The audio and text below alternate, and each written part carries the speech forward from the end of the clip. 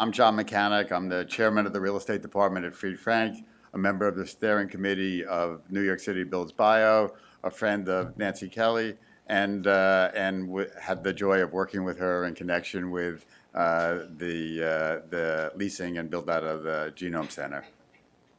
It's my pleasure to introduce this morning Susan Solomon, the CEO and founder of the New York Stem Cell Foundation Research Institute. Ms. Solomon is a veteran healthcare advocate and stem cell research pioneer who serves on the boards of a number of prominent diabetes and regenerative medicine organizations, including the College Diabetes Network and the Global Alliance for iPSC Therapies, and the Strategies Planning Committee for the inaugural NYSCF program. She also serves on the board of directors of the Regional Plan Association, where she's a member of the Nominating and Governance Committee. A lawyer by training and a chief executive and entrepreneur by experience, Ms. Solomon has decades of leadership experience in starting and building effective and focused organizations. Ms. Solomon started her career as an attorney at the distinguished firm of Debevoise and Plimpton, then held executive positions at McAndrews and Forbes and Apax, formerly MMG Patrikoff & Co. She was the founder and president of Sony Worldwide Networks and the chairman and CEO of Lancet Media Productions, an Emmy Award-winning television productions company, and then served as the founding CEO of Sotheby's.com. Prior to starting her own strategic management consulting firm, Solomon Partners, LLC, in 2000. She received her BA cum laude from New York University and her JD from Rutgers University School of Law, where she was then editor of the Law Review and close friends with one of my closest friends, Alan Cohn, who's a board member of the foundation and a dear friend of both of ours.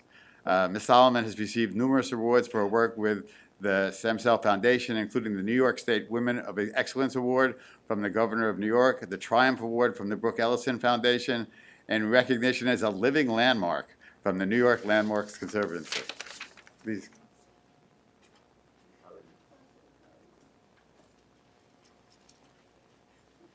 Thank you. I'm delighted to be here today, and thank you very much to Nancy and the organizers for inviting me. So I'm going to talk to you today about the New York Stem Cell Foundation Research Institute, but I'm going to talk to you also about the larger New York Stem Cell Foundation and our programs. We have invested, I know, it's over $250 million. Our CFO can correct me on that, but it might be more at this point, into stem cell research to try to make it a reality. So basically, what we do is everything we possibly can to stimulate the field. So we have a very large program that is designed to build a pipeline of researchers to actually do stem cell research work and then translate it into the clinics. The specific programs that we have are fellowship programs, early career investigator programs. We also host what is, I am told, the preeminent hardcore translational stem cell meeting. We've been doing it for 14 years. We hold it at Rockefeller.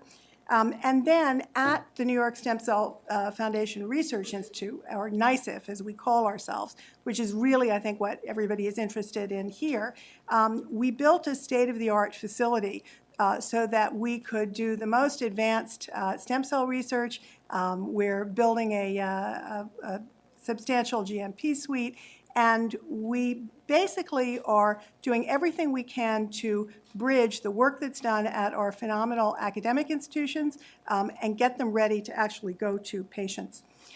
So the Innovator community, as we call it, is now over 160 extraordinary pioneers in their field of neuroscience, stem cell research, gene editing technology, and beyond. It's a very elite program. I wish we could make it a little less elite and have more people, but we actually can bring on about 11 a year. And it's an international community. We don't just write checks. We have 80 people in New York, uptown on West 54th Street, and then we have all of these folks around the world. We bring them together. They have to become part of a community. If they want to just, get a check, this is not for them. So we have a 5-day retreat, and the collaborations that have come out of that are really extraordinary. This is just a brief snapshot of the clinical impact that we've had to date. Everything from cancer to macular degeneration to more esoteric things. But many of these techniques are actually in the clinic now. And CD47, I believe, is now in phase 2 trials. So these are a number of the investigators, our investigators who have started companies that you've heard of, Moderna. Actually, Paul Tazar and Derek Rossi met at our retreat. Paul was working in the mouse. Our investigator, Valentina Fossati, who heads up our MS group, convinced Paul that he really should be working in human cells, and then teaming up with Derek Rossi, there's a new company, Convello. So there's just a huge amount of cross-pollination, and we're able to bring to New York and have people be aware of what's going on in New York. A ton of folks from Boston, Fung, Ed, Amy, Derek, all Boston, but now they're quite involved in NYSCF and what's happening in New York. Ed Boyden, for example, was he really just worked entirely in neuro models, non-human neuro models. Didn't know anything about stem cell research, and when he became part of the community, he's played a significant role now in accelerating things that are going to become therapies. Cognito is one to watch in the Alzheimer's space. We collaborate with a huge number of folks all over, and it's getting broader, and I feel very, very lucky that we have Liz Schwartzbach, who is our Chief Business Officer, who now can really expand our partnerships. Our conference, the next one is in October, the end of October, and last year, Francis Collins joined us, actually for a day and a half, and Shinya and Hans Cleavers, who, as you may know, is really the pioneer of organoids, are joining us. We also do programming in general for the scientific community and the general public. We have Family Stem Cell Day, which is one of my favorite days. We did that just last year and had no idea how it was going to work. It was so exciting that we actually had to keep the adults out who wanted to come in and make sure it was just for kids. And then we partner with Johns Hopkins doing ethics panels.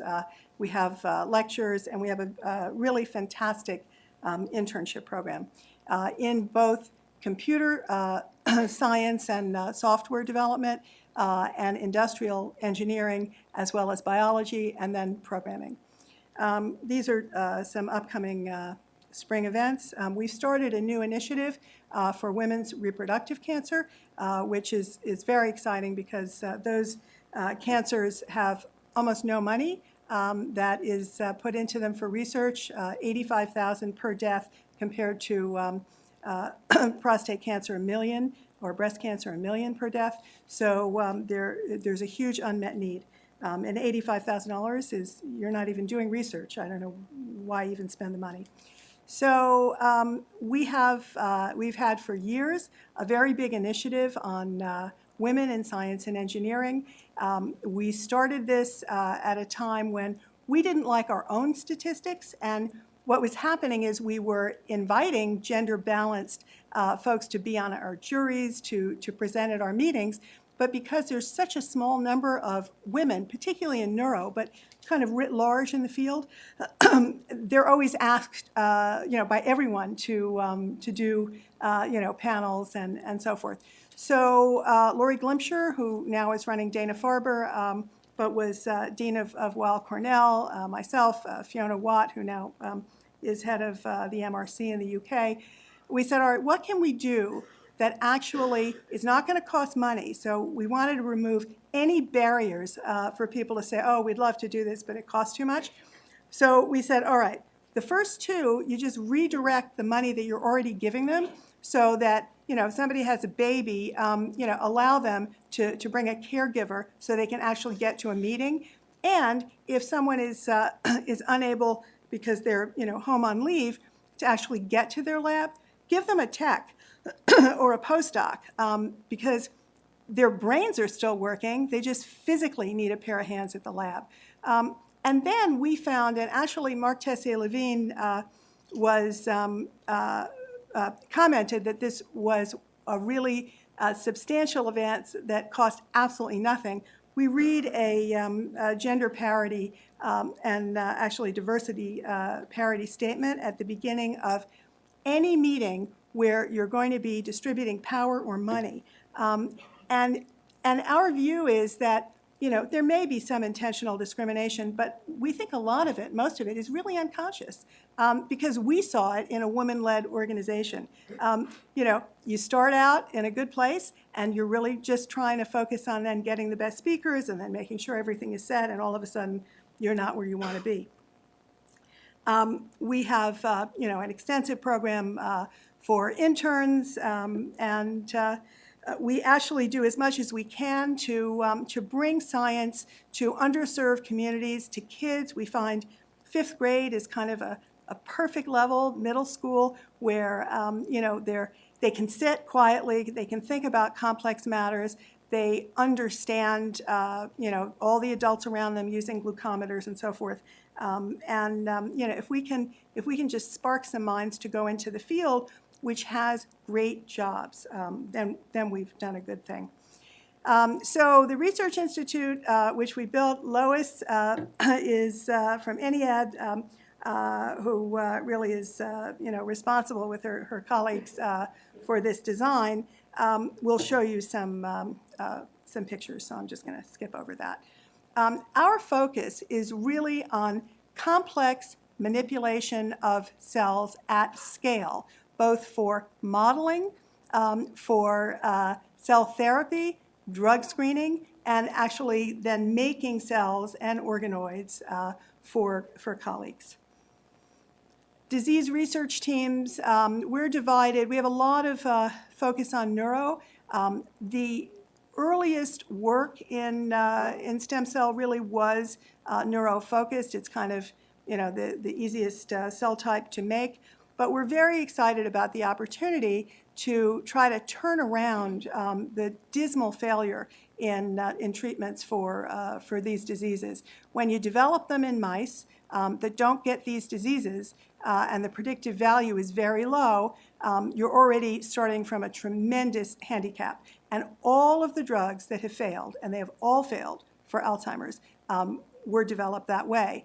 The other thing that we can do is we actually can have avatars, neural avatars and kind of overall avatars for huge numbers of people. We can make thousands of stem cell lines from thousands of people a year. So that allows us to integrate the genetic diversity that we think is, we've already seen it, making a huge difference. Cancer I mentioned. Diabetes and autoimmune disease. I got involved in patient advocacy because of my then 10-year-old, now 25 years later, son who was diagnosed with type 1 diabetes. And our focus there is not on making the cells for insulin replacement. We can do that. A lot of folks can do that, although we do it in a robust manner that you can actually translate. But it's going to be a stupid pet trick unless we can figure out the immune side. And actually, the cancer work is helping us with that. Retinal disease, we're going to do some very, very exciting work. And we work a lot with rare disease foundations, rare diseases at the NIH, where people just have absolutely no clue what's making these people sick. So we are as much a technology company. I have a lot of tech in my background. It's a really powerful area to work in. And we ended up creating, we were looking for a resource that could end-to-end automate making stem cells and turning them into different cell types, and it didn't exist. So we had to build it. In order to build it, we needed to bring on teams of software engineers, industrial engineers, and architects, actually. So it's been very exciting. We've now integrated gene editing. We do extensive modeling. We have a repository where we make stem cell lines available to the community. We have a fabulous LIMS system, and then the GMP, which I mentioned to you. And what is really exciting about this is, we have QC, we have a lot of things that you don't have in a typical academic laboratory, because we feel what we're doing is ultimately, whether it's in the modeling or the delivery of cell therapy or for screening, it's ultimately going to be successful. So you want to build for success. I think a challenge often is people assume, what they're building is just going to be kind of a phase one, and so they end up having to, they lose a lot of time, and they have to spend a lot more money. So we're trying to really think ahead so that we anticipate all of the both technology needs, space needs, et cetera. So we've had a lot of firsts with our research groups. We do publish a lot, but our focus really is on what our impact is for patients. And if somebody is going to spend their time on something that is going to get us to the clinic, or take that same 6 weeks and, sit down to write their Nature paper, it's, advance first. We partner extensively. We've been partners with Google, the Broad Institute for a very long time. As I mentioned, some of the rare diseases. We work with Francis Collins's lab on diabetes at the NIH and other institutes at the NIH, and then academic institutions. We also have a lot of industry partners as well. And none of this would be possible without our incredible board. Alan Cohen, as Jonathan mentioned, one of our founding board members, and actually Steve Ross from Related really, I think, gave me the courage to say, all right, we're going to commit to a really enormous, for us, building project in New York. And he enabled us in many, many ways, not just financially, but also his vice chairman of construction, Bruce Warwick, worked really on a daily basis with Jeff Wallerstein, our chief financial and operating officer, to make sure that this was going to happen. Maybe we will build something else. We certainly will expand. But for us, when you talk to the top contractors in New York, we don't, we're really not even a rounding error on their prospect list. But when you're working with Related, it's very helpful. So I think I think that's it, and happy to answer any questions that you have. Okay. Thanks.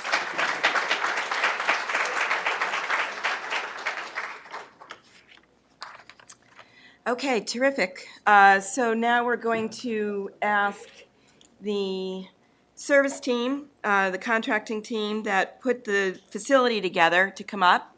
Lois Mate from Enniad Architects, Brian Aroni from Hunter Roberts, and Anthony Metalto from JBB.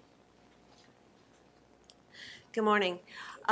We heard a lot from the JLabs team about the infrastructure of the building and some of the issues with this facility that had to be considered when the JLabs were fitted out in this building. And we talked a lot about that last June at the symposium, where we looked at what are some of the criteria you have to look at when you're finding a facility for, or a building for a new facility. But I think today what we're going to focus on is really how the design, the engineering, and the construction reflect the science that's being done at an institution. So Susan mentioned her mission, and the goals that we had for fitting out the project included bringing their offices and their laboratory together into one research institute. We wanted to showcase the stem cell array and the science that was being done in the building for NYSCF's peers and for visitors and for all their collaborators. And we wanted to create a flexible space for collaboration and for life science programs and symposia and some of the other things that Susan talked about that they do. So that was our charge. And this is the facility that we built for them. It's 1.5 floors at 619 West 54th Street on the second and third floor. What we tried to do was to create a place where they could come together, where they could collaborate, where the science would be visible, and more importantly, where we could reflect their identity. So this is a little diagram that shows the research lab on the third floor with their common space 1 floor below, connected by a stair. So what were some of the things we had to focus on in order to do that? First and foremost, we really wanted to focus on NYSCF's identity. Looking at their brand and bringing that brand to this space, both materially and from really the whole feel of the space. The larger floor, the third floor, was a large open footprint with windows on 3 sides, and we designed a space where they had a space for their offices and their scientists on the south side and the north side, a connecting corridor that connected them together, all focused around their stem cell array and the heart of their lab, which really needed to be robustly enclosed in a ultra-clean environment. So the challenge of doing that from an infrastructure point of view, yet being able to see the science and being able to look deep into the collaboration of how all of their researchers were working together was critical. Some of the images of that transparency that really helped to look at the science, to bring light into the building and through the building. That was really critical to Susan. She wanted glass, she wanted light, and she wanted a great feeling with a lot of positive energy and a lot of really positive quality of life. Most of the offices are workstations.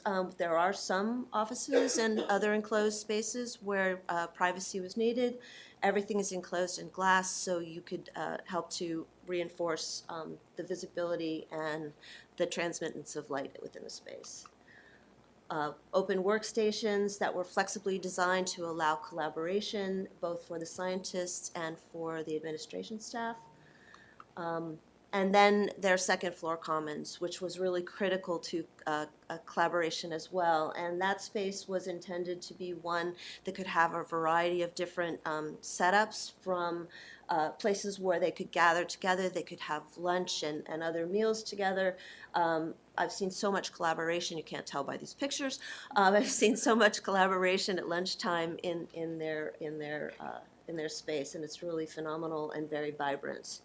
But also the ability to have lectures, to have symposia and other classes and things was critical to how that common space was configured. And now, Anthony will talk about the infrastructure. Good morning, Anthony Montalto, Associate Partner with JB&B. Lois May kind of touched on it, but during the early design phases, really looked at centralizing the laboratory spaces in the center part of the floor. What that meant was we put the office and support space on the north and south side of the floor. So within the laboratory spaces, we enclosed them with the ceiling overhead, but in the support office spaces on the north and south side of the floor, there were exposed conditions, which meant there was a lot of design detailing that went into the MVP distribution. So we worked closely during design and during construction to make sure that everything lined up appropriately. The stem cell derivation lab, which is really the core of the facility, is a clean room type environment. A lot of care was taken into looking at the pressure relationship of the space, as well as the amount of air changes going into it. We provided tracking pair devices, a supply VAV box and exhaust VAV box that communicate with each other to allow for the proper air change rates and proper pressurization of positive within the space at all times. In addition, we need to make sure this clean type environment is kind of isolated, almost like a barrier type facility to the rest of the laboratory spaces and the offices. So we created airlocks, 2 airlocks in red up there, one on the north side of the plan, one on the east side of the plan, that really segregate the stem cell derivation lab. On the outside of the airlocks, you have a differential pressure monitor. Before the lab user enters the space, they make sure that the proper pressurization is within the space before entering. Then they enter the space into the airlock, make sure the pressure is complete, then they can enter the actual stem cell derivation lab and support spaces. One of the other key important things during design was really understanding the laboratory needs of the user. We worked to look at the robotic equipment to understand heat loss and electrical requirements, but also need to understand the chemical needs within the space. One of the things we looked at was for their chemical fume hood analysis. We understood the chemicals they were using within the space, and we ended up utilizing a technology called ductless type fume hoods. This allowed for the exhaust air within the fume hood to be recirculated back into the space and not be ducted all the way to the top of a building based on the chemicals they were using. This was a value engineering effort, saved a lot of money, but also was good in terms of saving up some of the coordination that was involved in the sealing as well. I'm going to hand this off to Brian now. Okay. I don't have a real presentation, but I'll tell you a little bit about the construction challenges that we had. I had the pleasure of being involved with both the Genome Center here as well as the Stem Cell Foundation build-out. And when you're working within these types of environments, every one of these existing buildings brings with it a different set of challenges. And when we were working with the Stem Cell Foundation, in this condition, we had an occupied building, and we had a lot of conditions within that occupied space for the space above us, which really put a big challenge into Anthony's mechanical distribution, because not only did we have to fit all of this in a relatively small ceiling height, but we had a lot of different types of piping that already existed before we walked onto the floor. So understanding where that piping was, its locations, its heights, and being able to put all of this new infrastructure in to support this lab space was probably the largest challenge that we had as we moved our way through the stem cell build-out. But we've evaluated these types of facilities throughout New York. I know a lot of people are interested in this type of adaptive reuse. We've talked about it in other places and in other of these breakfasts. They each bring challenges in what type of infrastructure needs to be upgraded in order to support a life science build-out like this. So each building has its own personality, all the things that it brings with it, and they all require different things to be upgraded. At 619 West 54th Street, we were really spent a lot of time in the pre-construction effort, and one of the things that we learned was the amount of time that JB&B's office and our office spent walking through that building trying to find space to put all the mechanical equipment that we needed, all the systems that are supporting this build-out. There's in a building like that, you have to really look at the nooks and crannies, as was mentioned earlier, as far as where to find the space, mainly running vertically through the building, as well as roof space and basement space for the different equipment.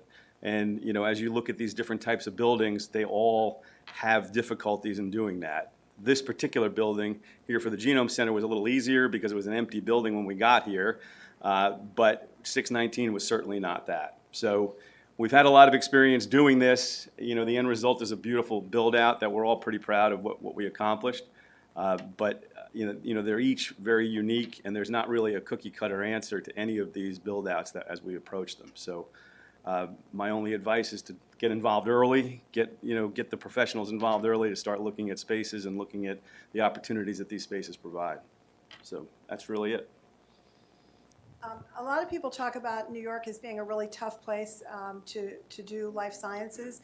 I think it's a fabulous place to do life sciences because at the end of the day, when you're lucky enough to work with professionals like these, you have a space that isn't cookie cutter, that has the kind of character and also you've got the excitement of everything else going on in New York. So I think New York is a spectacular place, and the thought that goes, it's less of a Kendall Square model where you're just continually moving.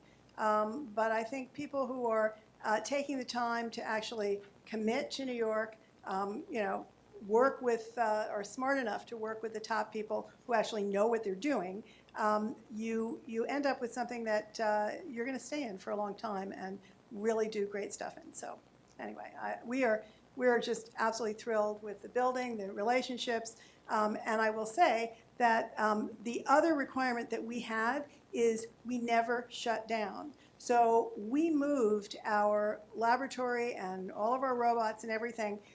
We had, just the diagrams had diagrams. The Gantt sheets had Gantt sheets.